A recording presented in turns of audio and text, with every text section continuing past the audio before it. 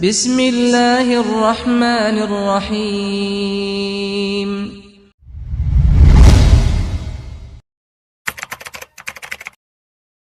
Bismillahirrahmanirrahim.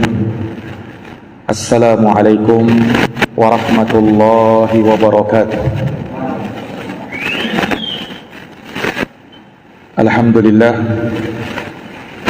Alhamdulillahi rabbil alamin.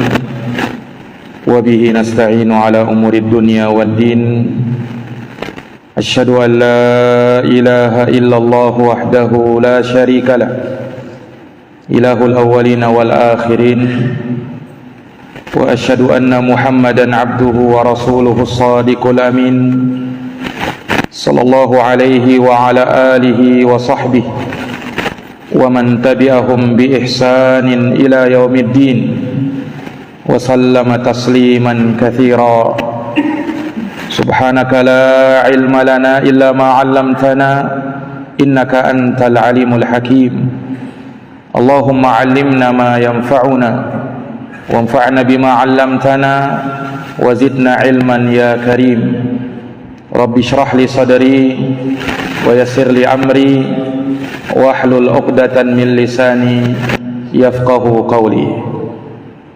Amma ba'd. Ma'asyiral muslimin wal muslimat, hadirin wal hadirat, bapak dan ibu sekalian, jamaah salat maghrib rahimakumullah. Alhamdulillahi bi ni'matihi tatimmus shalihat. Segala puji hanya bagi Allah yang dengan nikmat-nikmatnya tertunai segala amal-amal kebajikan.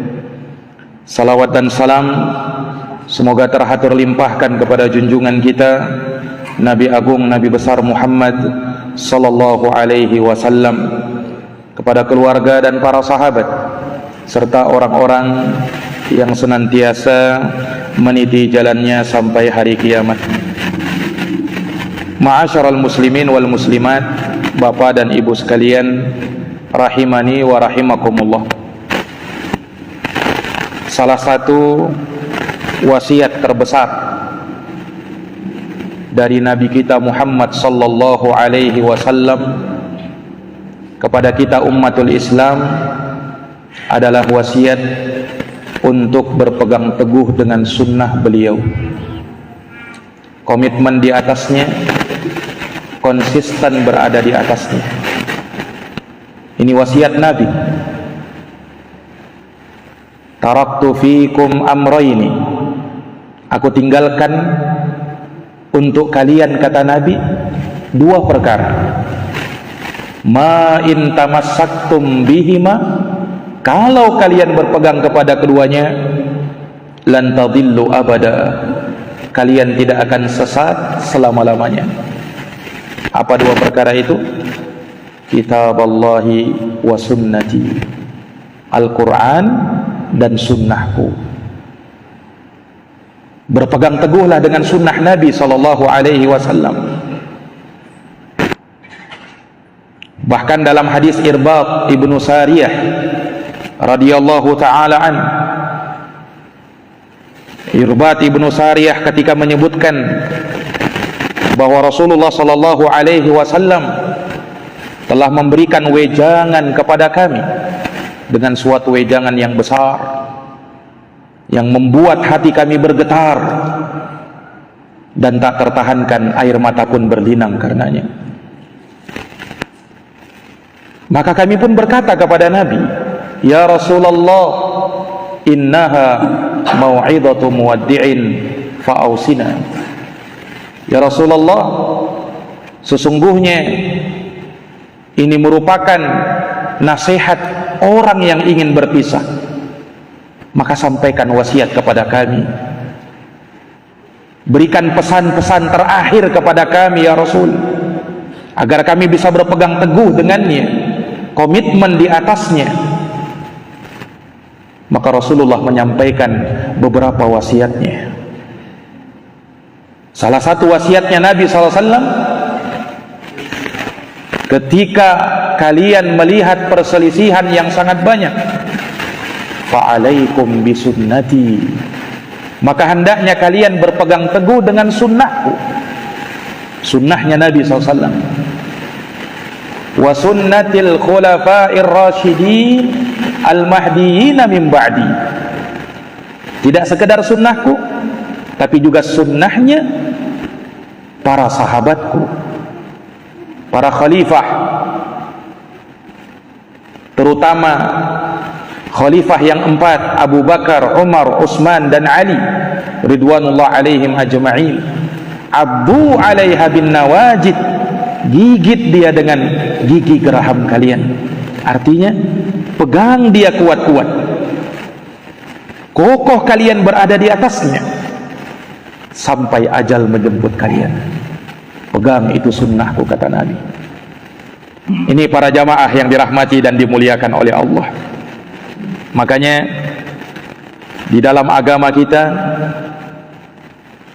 berpatokan kepada sunnah Rasulullah sallallahu alaihi wasallam dalam setiap amalan kita, dalam setiap ibadah kita, sesuai dengan apa yang diajarkan oleh Nabi sallallahu alaihi wasallam.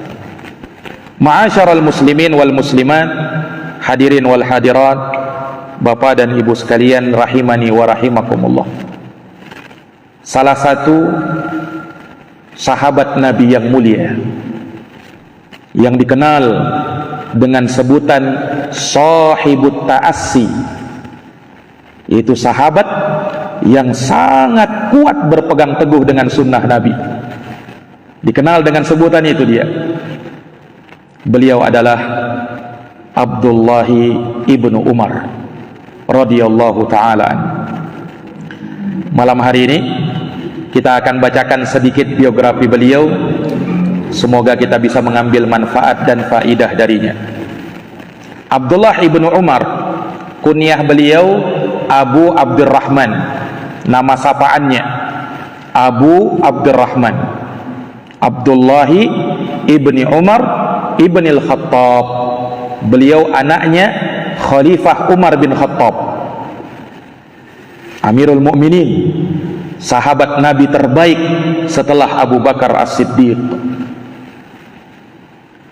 Sehingga beliau dan bapaknya kedua-duanya sahabat, maka didoakan radhiyallahu anhuma, semoga Allah meridhai keduanya, bapaknya dan anaknya Ibnu Umar. Kita akan bacakan biografinya anaknya Umar, Abdullah bin Umar, bukan Umarnya. Beliau dikenal dengan sahabat yang bernama Ibnu Umar, meriwayatkan banyak hadis dari Nabi sallallahu alaihi wasallam.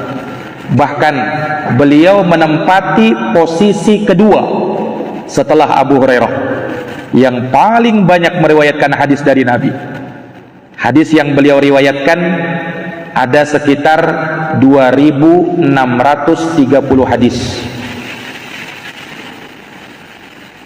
Maka beliau termasuk dari 7 orang sahabat yang banyak meriwayatkan hadis dari Nabi. Disebutkan oleh Imam As-Suyuti dalam 2 bait syairnya, 7 sahabat Nabi yang paling banyak meriwayatkan hadis. Al-mukthiruna fi riwayatil athar, Abu Hurairah yalihi ibnu Umar, wa Anasun wal habru kal khudri, wa Jabirun wa zaujatun Nabi. Orang yang paling banyak meriwayatkan hadis dari Nabi 7 orang. Yang pertama Abu Hurairah, ahfadus sahabah. Yang kedua setelahnya Ibnu Umar. Ini sahabat yang kita akan bacakan biografinya. Wa Anasun, Anas bin Malik, sudah kita sebutkan sejarah singkat tentang Anas bin Malik. Kemudian wal habru, sahabat Ibnu Abbas yang dikenal dengan habrul ummah, lautan ilmu. Kal Khudri, Abu Sa'id Al-Khudri. Wa Jabir, sahabat Jabir bin Abdullah, kemarin telah kita bacakan biografinya. Wa zaujatun Nabi, dan istri Nabi yaitu Aisyah radhiyallahu taala anha. Ini para jamaah yang dirahmati dan dimuliakan oleh Allah. Beliau sahabat Ibnu Umar sangat banyak meriwayatkan hadis dari Nabi sallallahu alaihi wasallam. karena beliau sangat dekat dengan Nabi. Ibnu Umar ini siapanya Nabi? Ibnu Umar ini iparnya Nabi, karena saudari beliau yang bernama Hafsah bintu Umar adalah istrinya Nabi. Maka Ibnu Umar iparnya Nabi sallallahu alaihi wasallam. Maka beliau sangat dekat kepada Nabi SAW. Sehingganya Sayyidah Aisyah radhiyallahu anha pernah berkata, anna ibn Umar ma zala yusahibur rasul aina makana. Ibnu Umar itu selalu bersama Nabi SAW dimanapun beliau berada. Selalu Ibnu Umar terlihat di situ, baik ketika Nabi SAW ada di Madinah maupun ketika Nabi berada di luar Madinah. Ibnu Umar selalu ikut dengan Nabi, baik ketika Nabi berada di masjid maupun berada di luar masjid. Dimanapun Nabi berada, maka Ibnu Umar mesti ada di situ. Kenapa?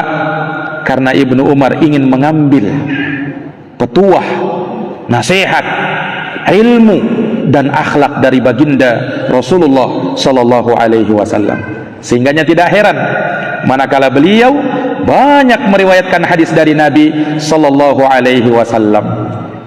Para jamaah yang dirahmati dan dimuliakan oleh Allah, sahabat Ibnu Umar ini juga dikenal sebagai sahabat Nabi yang sangat berhati-hati dalam meriwayatkan hadis. Beliau sangat berhati-hati, sehingganya beliau tidak mau kurang-kurangi, tidak mau beliau tambah-tambahi. Persis seperti ucapannya Nabi, persis seperti sabdanya Nabi, tanpa kurang satu huruf pun, tanpa dilebihkan satu huruf pun. Itu sahabat Ibnu Umar. Dan beliau memang dikenal dari semenjak kecilnya dengan kecerdasan beliau ini.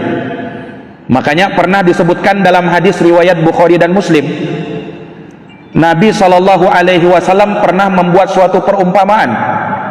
Kata Nabi, inna minasyajari syajaratan la yasfutu waraquha wa innaha mathalul mu'min hadithuni mahi. Kata Nabi menyebutkan suatu perumpamaan. Sahabat disuruh tebak apa itu perumpamaan itu. Kata Nabi, sesungguhnya ada sebuah pohon yang pohon ini tidak pernah jatuh daunnya, dan permisalan pohon ini seperti seorang muslim. Kata Nabi, beritahukan aku apa pohon itu. Nabi tebak-tebakan juga dengan sahabat. Maka kata para sahabat, mereka pun berpikir, pohon apa kiranya yang dimaksud oleh Nabi ini? Ada yang menyebutkan syajarul bawadi, pohon-pohon yang ada di pedalaman hutan. Sehingga mereka pun tidak menyebutkan apa yang dimaksud oleh Nabi. Nah, di situ ketika itu ada Ibnu Umar. Ibnu Umar dalam hatinya, terbersit dalam hatinya, jangan-jangan yang dimaksud oleh Nabi ini pohon korma. Tapi ketika itu Ibnu Umar sungkan untuk menjawab. Kenapa? Karena ada sahabat-sahabat yang lebih senior. Di situ ada Abu Bakar, di situ ada Umar. Malu sahabat Ibnu Umar untuk menjawabnya. Sampai pada akhirnya tidak ada yang mampu menjawab. Maka sahabat berkata, ya Rasulullah, hadisna mahiyya. Ya Rasulullah, beritahukan kepada kami pohon apa itu. Kami nyerah ya Rasul, kami tidak tahu apa pohon itu. Maka Rasulullah bersabda, hiyan nakhlah, dia adalah pohon korma. Persis seperti yang diingat, yang terbersit dalam hati Ibnu Umar. Tapi beliau sungkan untuk menjawab, dikarenakan ada sahabat-sahabat senior. Nah, di situ kata para ulama, ini menunjukkan kecerdasannya sahabat Ibnu Umar. Masih kecil ketika itu beliau, tapi mampu berpikir seperti itu, menjawab perumpamaannya Nabi, bahwasanya pohon korma itu persis seperti seorang muslim. Dari sisi mana? Seorang muslim itu, kata ulama, dia punya suatu akidah, keyakinan yang sangat kokoh. sama seperti pohon korma. Pohon korma itu punya akar yang sangat kuat. Pohon korma itu, Pak, lebih kuat dari pohon kelapa. Lebih kuat dia dari pohon kelapa itu. Makanya dia punya akar yang sangat kuat, sama seperti akidahnya orang-orang yang beriman. Itu satu sisi. Dari sisi yang lain, seorang mukmin itu penuh dengan keberkahan.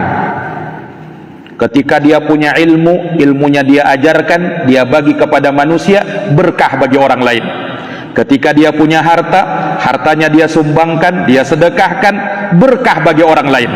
Sama seperti pohon korma. Pohon korma, daunnya dijadikan sebagai atap dulu oleh orang-orang Arab, bisa sebagai tempat berteduh. Buahnya dimakan, bahkan dijadikan makanan pokok ketika itu di negeri Arab, sampai pada hari ini. Maka keberkahan pohon korma sama seperti keberkahan seorang muslim. Makanya jamaah sekalian yang dirahmati oleh Allah, orang yang makan korma saat dia buka puasa dan saat dia sahur punya keutamaan sendiri. Nikma sahurul mu'min at-tamru. Sebaik-baik sahurnya orang yang beriman adalah makan kurma. Itu kata Nabi SAW. Maka memang pohon korma itu pohon yang penuh berkah, sama berkahnya dengan seorang muslim, seorang mukmin yang dia komitmen dengan sunnah Nabi SAW. Para jamaah yang dirahmati dan dimuliakan oleh Allah, sahabat Ibnu Umar ini, beliau diberikan oleh Allah Subhanahu wa taala umur sekitar 85 tahun. Cukup panjang juga, sehingganya beliau punya murid-murid yang sangat banyak. Maka beliau pun menyampaikan hadis kepada murid-muridnya sehingga ilmunya tersebar. Ibnu Umar itu dikenal di kota Madinah itu sebagai pilar ilmu di kota Madinah.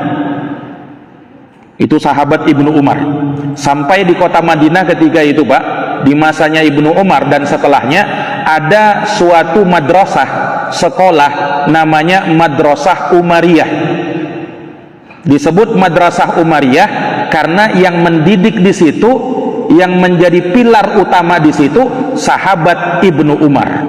Maka sekolahnya dinamakan Madrasah Umariyah. Nah, ini para jamaah yang dirahmati dan dimuliakan oleh Allah. Nah, dari situlah berkembang ilmu itu. Dari sahabat Ibnu Umar radhiyallahu taala anhuma, kemudian diambil dari maulanya Nafi', kemudian dari Imam Malik. Imam Malik gurunya Imam Syafi'i.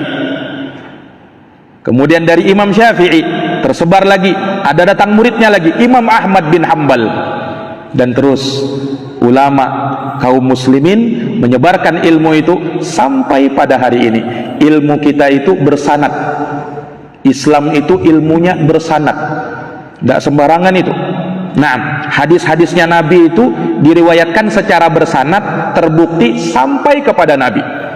Nah, itulah apa namanya keistimewaan agama kita, agama Islam. Semuanya ada pertanggungjawabannya dan bersanad. Para jamaah yang dirahmati dan dimuliakan oleh Allah, beliau sahabat Ibnu Umar meninggal pada tahun 73 Hijriah. Semoga Allah Subhanahu wa taala meridhai beliau. Nah, sahabat Ibnu Umar, beliau terlahir 1 tahun sebelum masa kenabian. 1 tahun sebelum masa kenabian, diangkatnya Nabi menjadi seorang nabi dan rasul, Ibnu Umar sudah lahir.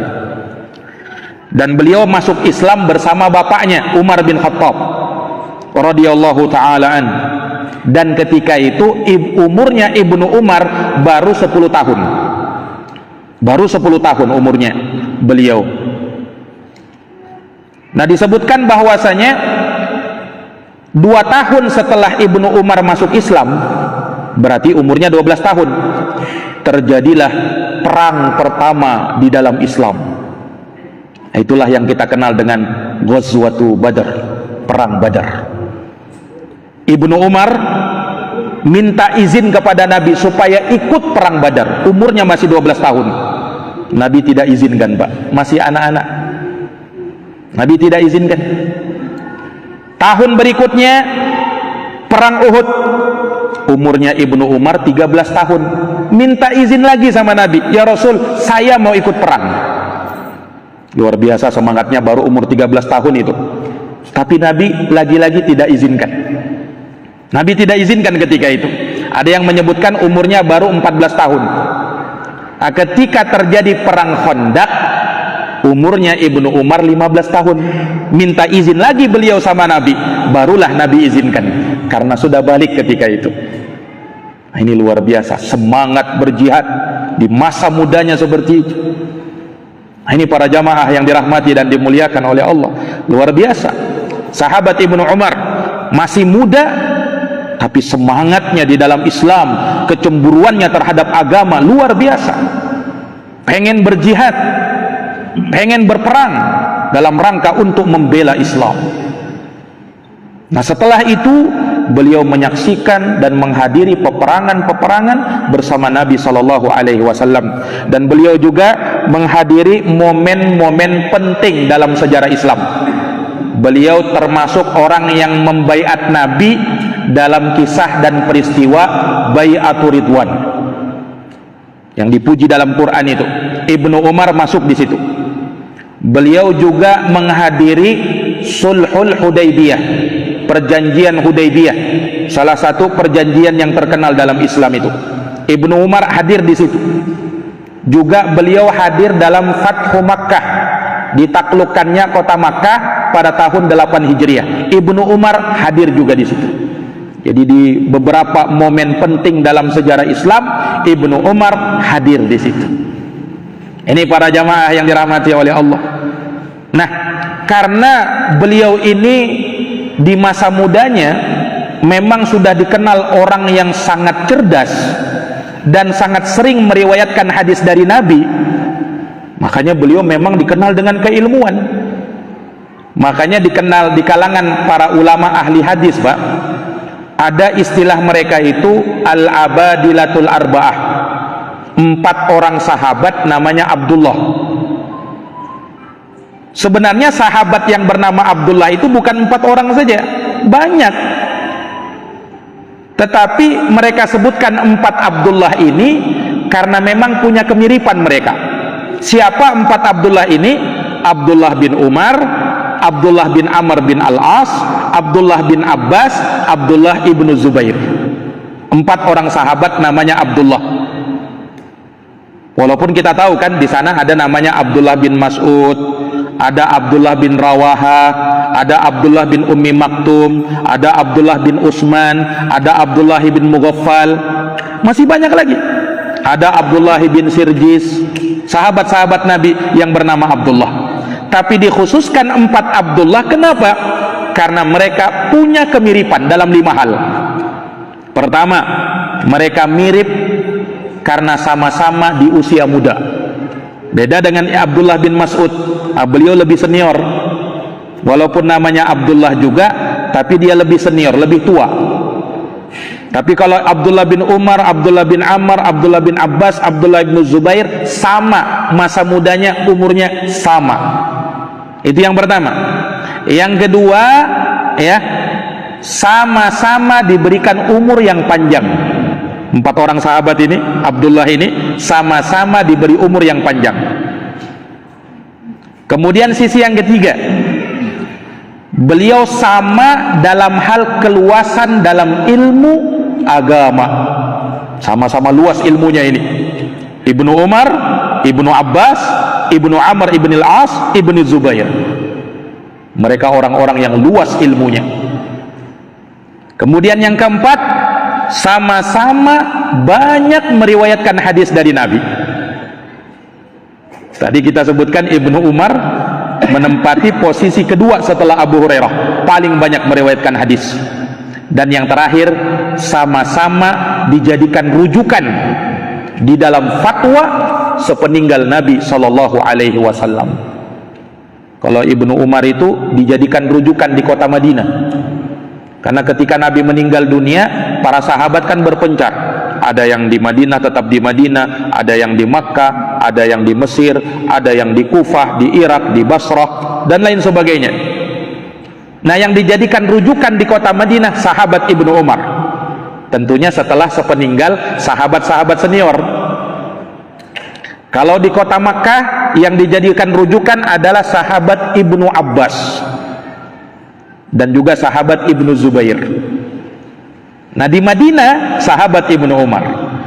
Makanya Imam Malik rahimahullahu taala memuji sahabat Ibnu Umar ini di dalam hal keilmuan. Kata beliau, qad aqama Ibnu Umar ba'da Nabi sallallahu alaihi wasallam 60 sana yuftin nasa fil mausim wa ghairi dzalik.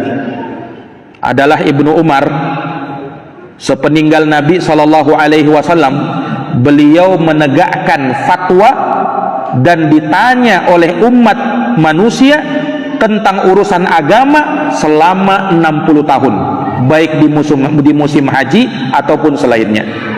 Jadi Ibnu Umar ini dijadikan rujukan. Jadi kalau ada orang-orang tanya tentang ilmu agama, tanyanya sama Ibnu Umar, cari sama Ibnu Umar, tanya sama Ibnu Umar.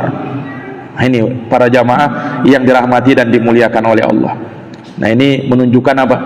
Menunjukkan kemuliaan beliau. Memang tak jauh-jauh dari bapaknya Umar bin Khattab. Ada peribahasa kita itu, buah itu kalau jatuh tak jauh-jauh dari pohonnya.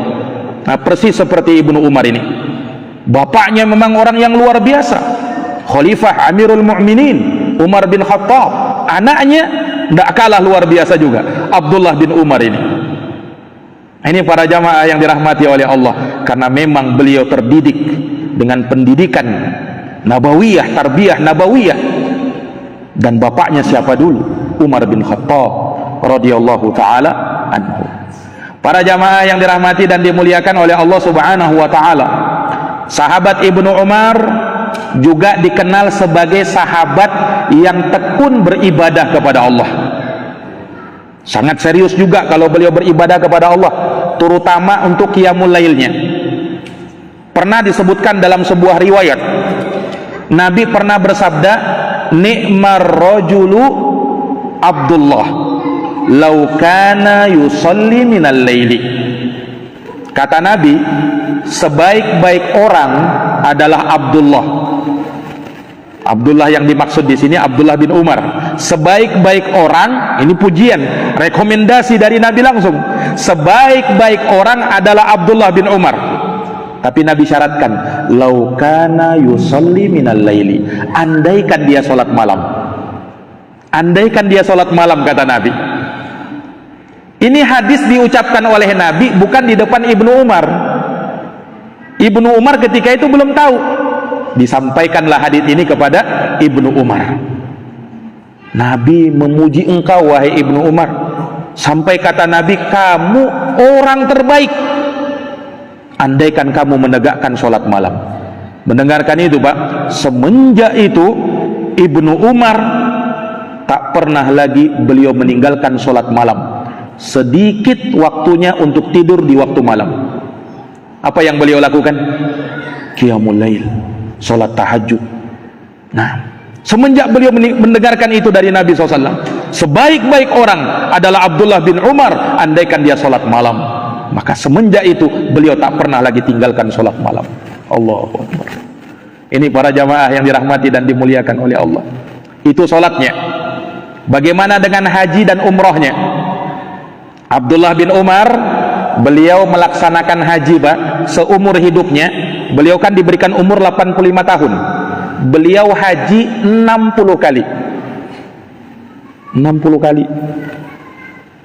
Ya mungkin kita bilang wajar lah Ustaz, tinggalnya di Madinah ya kan. Nah, dekat dengan kota Makkah.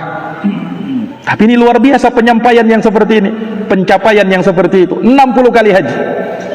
Umrohnya disebutkan ahli sejarah Ibnu Umar umroh sebanyak 1000 kali. Alfa marrah. Allahu Akbar. Nah kita ini sekali aja bisa umroh, alhamdulillah ya kan. Ibnu Umar 1000 kali Pak umrohnya beliau itu, radhiyallahu taala anhu. Jadi ibadahnya luar biasa. Solatnya begitu, umrahnya begitu, hajinya begitu. Nah, ini interaksinya dengan Allah Subhanahu wa taala, hablum minallah. Bagaimana hablum minan nasnya? Oh, juga tidak kalah. Kalau hablum minan nasnya, hubungan interaksi sesama manusia, beliau dikenal sebagai orang yang sangat dermawan. Sampai pernah diriwayatkan Ibnu Umar ini pernah nyumbang dengan hartanya sebanyak 30.000. 30.000 dia sumbangkan. Tentunya bukan 30.000 uang kita, Pak. Bukan 30.000 rupiah. Dulu mata uang orang Arab itu kalau ndak dinar atau dirham. Dinar mata uang emas, dirham mata uang perak. Dinar mata uang dinar mata uang emas, dirham mata uang perak. Ndak disebutkan di situ 30 dinar atau dirham. Anggaplah kita ambil yang murah saja, 30.000 dirham. Dulu, Pak, orang bisa beli kambing dengan 10 dirham. Sudah bisa beli seekor kambing. Nah, kira-kira kalau 30.000 dirham, kira-kira berapa kambing itu? Itu yang pernah disumbangkan Ibnu Umar. Untuk siapa? Untuk fuqara wal masakin, fakir miskin.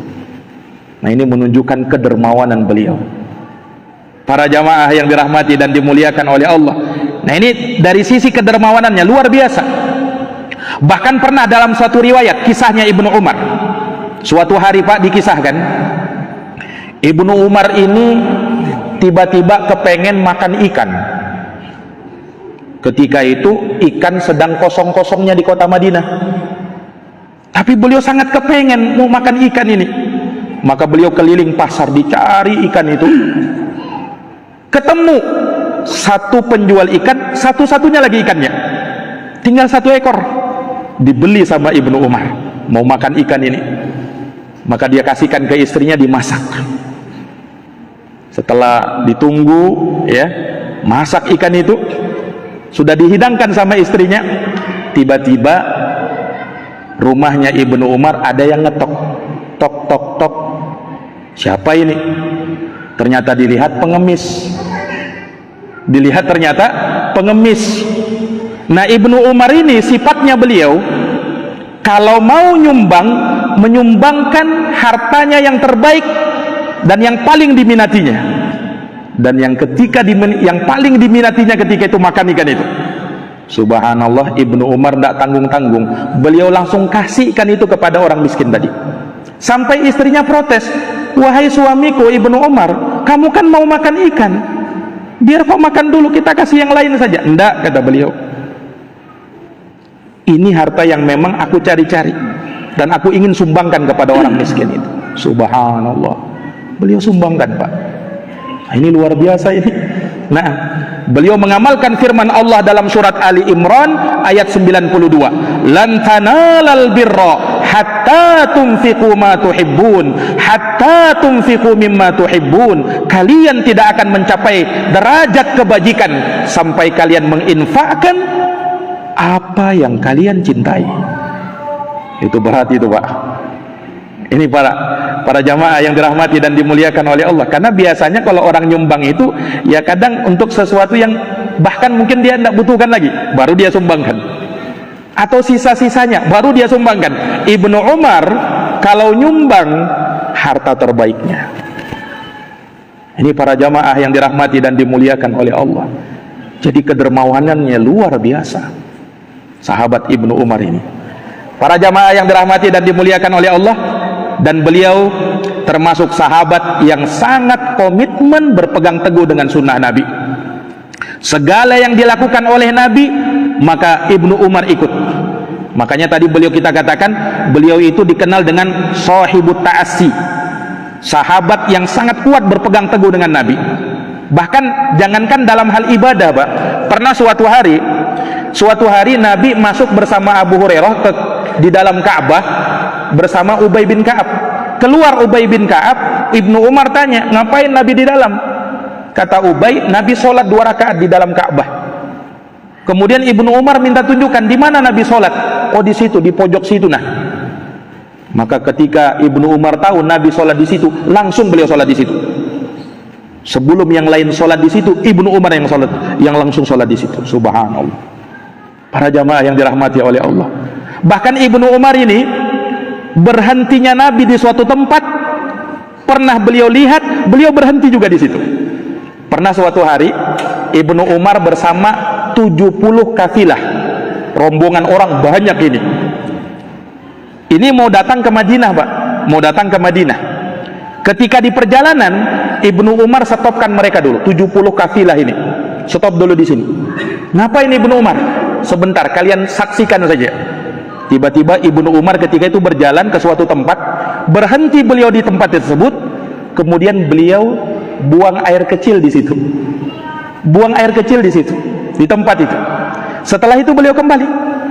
Kemudian meneruskan perjalanan. Sahabat yang lain merasa heran loh.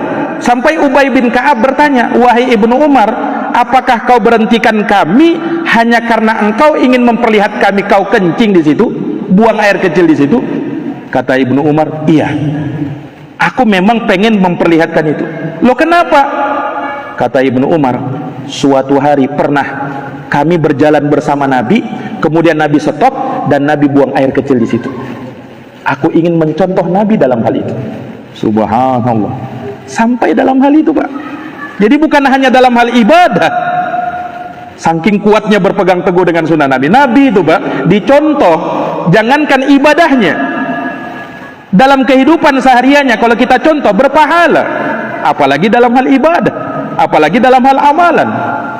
Nah, Ibnu Umar radhiyallahu taala anhuma dikenal dengan sahabat yang seperti itu, kuat berpegang teguh dengan sunnah Nabi SAW. Terakhir jamaah sekalian, nasihat sahabat Ibnu Umar.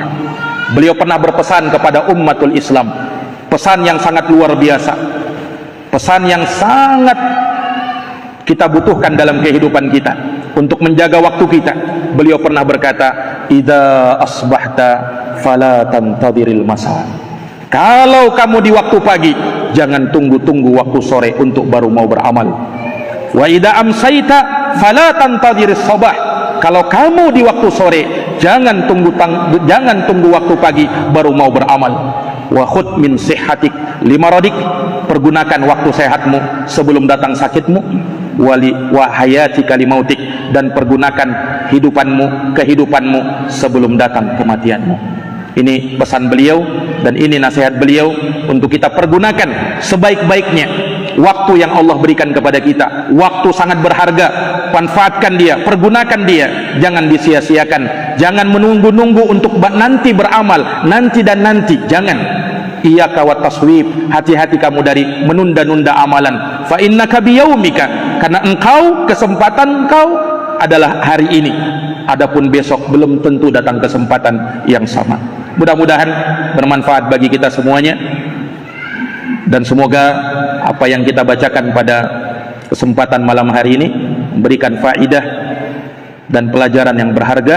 Semoga Allah Subhanahu wa taala menanamkan kepada kita keimanan, kekuatan, kekokohan dalam berpegang teguh dengan agamanya dan sunnah nabinya sallallahu alaihi wasallam. Jazakumullah khairan atas perhatiannya. Mohon maaf atas segala kekurangannya. Kita akhiri dengan doa kafaratul majlis. Subhanakallahumma wa bihamdika asyhadu an la ilaha illa anta astaghfiruka wa atubu ilaik. Subhana rabbika rabbil izzati amma yasifun wa salamun alal mursalin walhamdulillahi rabbil alamin. Wassalamu alaikum warahmatullahi wabarakatuh.